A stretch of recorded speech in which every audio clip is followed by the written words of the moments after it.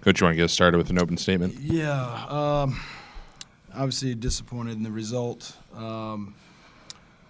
We didn't shoot the ball well, but neither did they. I thought for about the last 15 minutes of the game, we were guarding with the kind of energy that we needed. We just kind of going through the motions at times in the first half. The difference in the game was points off turnovers and second chance points. You can't have 15 turnovers when you're not going to have somebody like Esam playing.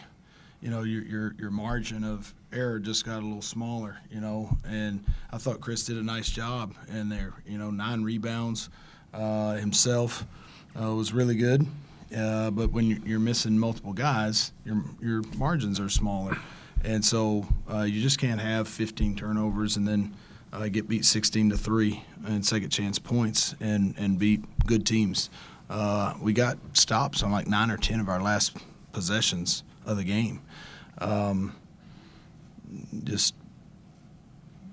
There were some moments in the first half where we were giving up easies.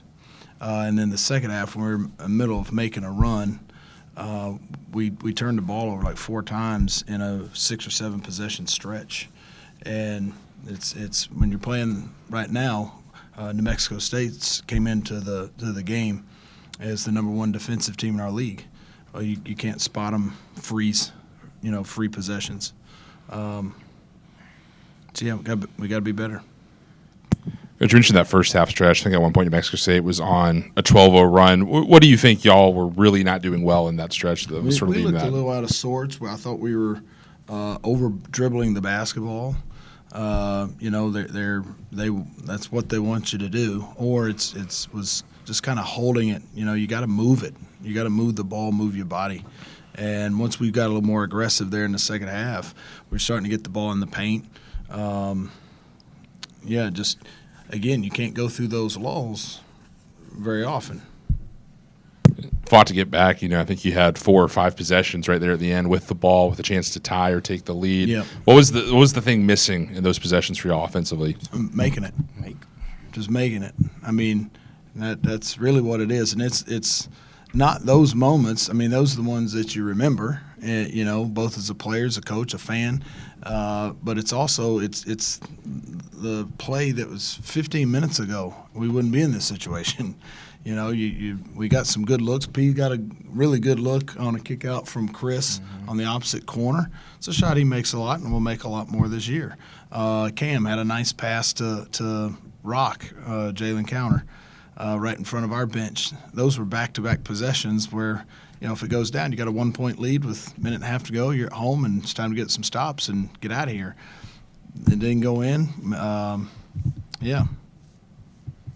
Chris, y'all did a lot better on the boards in the second half, you in particular. What adjustment did you make to be able to attack the glass, in the second half? Just be aggressive, be tough, and just go for it. JP, how did y'all get your energy up sort of after that stretch where New Mexico was having their way? How did y'all get back into the game sort of at the end of the first half, cut it to 9 at halftime? During that timeout, we had a talk, like a team talk, and we was like, man, our intensity is very low right now, so we had to turn our intensity up. That's what we did. What is the status on Esam? He's just day-to-day. It's a lower body injury. Hopefully he's back Saturday. He tried to go earlier this morning, just wasn't able to do it. So hopefully he's back out there Saturday. Chris, I would assume that's a career high in minutes for you tonight. It kind of, I'm sure at some level you have to prepare for that kind of gameplay. Tell us about the 35-minute drag you had tonight, as well as the effort you had to take on the boards to kind of fill in for a guy like Mustafa. Yeah, Esam gets a lot of boards, so I tried my best. It was the most I've ever played. It was a lot of minutes. I was tired, but I was out there playing as hard as I could. Coach, you called timeout with 56 seconds left. What was kind of the game plan? Who did you want taking the shot? Was it whoever got the open shot there? We were just saying, we don't necessarily need – you don't need a 3. If talking through a lot of scenarios right there because it was still their ball. What happens if – here's what we're going to do if they score and we're down 4 or 5. We're out of timeouts. It's their jump. Here's who we can foul. If we have to run a play, here's what we're doing. But on stops, get out and run because they're so good defensively that we didn't want to get a stop and walk it up the floor and face set defense. If we do, here's what we're running. Coach, in the first half, you went 3 for 17 from beyond the arc. Second half, you only took 9 threes. Was that something y'all discussed at the break, or were you just finding moving the ball more? No, that's a good question. We did talk about it, but it was I told the team, like, if we're open and it's the right guy shooting the right shot, threes aren't bad. It's if you're taking a rush three or an early shot clock three that's not that open, or kind of the wrong guy shooting an early shot clock three. You know, there are some shots that are okay, threes that are okay for him to shoot, that aren't okay for other guys to shoot. You know, that it's you got to know who you are and the what's going on in the game. We started putting some more pressure on the rim and in the paint in the second half, and you know, end up 3 for 9 in the second half. Well, those are the kind of shooters we are. You know, it's not 3 for 17, but baked into that 17 was about 6 or 7 that weren't very good shots. Coach obviously didn't go y'all's way tonight, but is there anything in particular maybe as you look down the stretch and face off against the Aggies again or later on in the tournament that maybe you could take away from a loss like this? Yeah, you've got to start the game with the kind of physicality. You know, you can talk about it, but you've got to understand they're particularly Filipovic. I mean, he was kind of a tone setter in the first half. I mean, he had 12 and 9, but he had 12 and 7 at halftime. And so he really goes after the glass. He's not going to stop on first contact going to the glass. And some guys do. You know, you put a body on them and they're done and they back out. That's just where they beat us. Just physical defense, tough around the glass. You touched on the turnovers, kind of be your issue tonight, and you know Saturday's rolling in. UTEP, a very good turnover team, the number 1 team in the country. Right, and then to even build off of Filipovic, you've got Otis Frazier, another one of the top centers in this conference. So how do you kind of mentally flush this, prepare for that one on Saturday?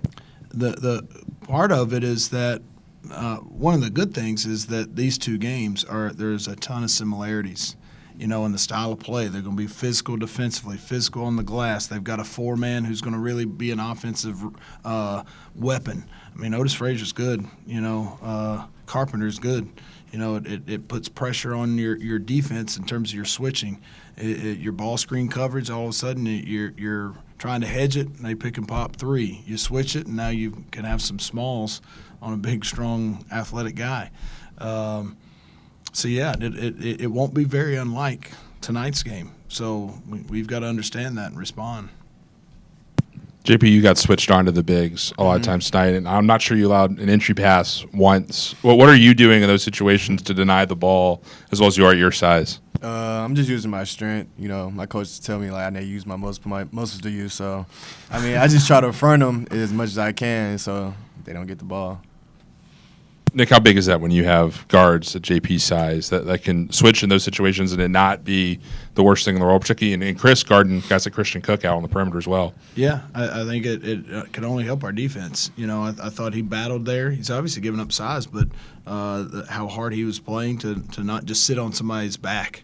That's going to be easy. Also for the guard, like when you've got a 6'11" guy that can – he's big and moving his feet. You can't see that guy that easy either as the passer, and that's part of it too. Is him fighting, weak side help, but also the guy on the ball. That our switching didn't beat us in that area.